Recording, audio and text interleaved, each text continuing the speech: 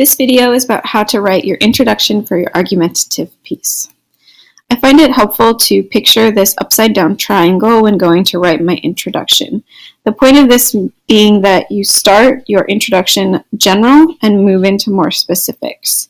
Meaning you start with your hook, inviting the reader in, move into some background on the topic, establish why the people you're writing to might debate, and finish with your claim, which is the most specific thing that you'll say. So to give you a little bit more information about each one of those pieces, you start with your hook and you want to get your reader interested or intrigued in this topic. You might surprise them, shock them, establish a debate. I'll have more examples coming in a little bit.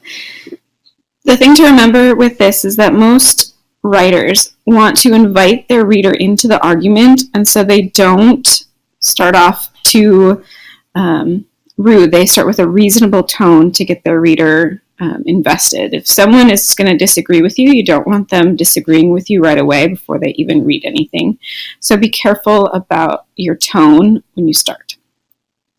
After you hook your reader in, you're going to want to provide a little bit of background on the topic so that the reader isn't coming in cold. They know the same kind of things that you know about the topic and why you're talking about it. And from there, it's easy to move into the controversy. Why do the two sides disagree, or what's being debated?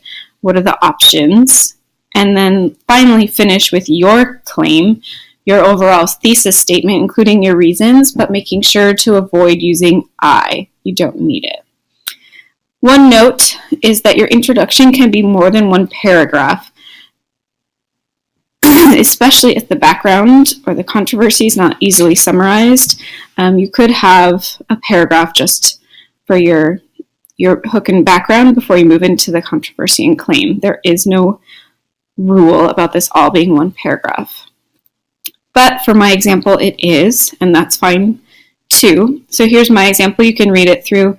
You'll see I have all of those parts labeled, moving from hook into claim.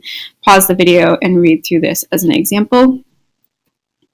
And finally, there are different types of hooks you can use.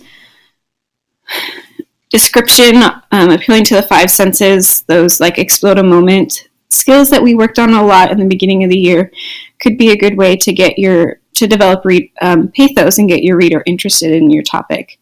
Facts, statistics are always good. Be careful about citing your sources.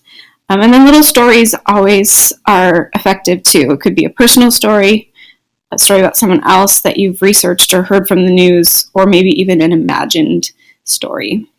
Other options would be a definition, or my personal favorite is a debatable statement. So kind of a strong statement to catch the reader's attention. Good luck.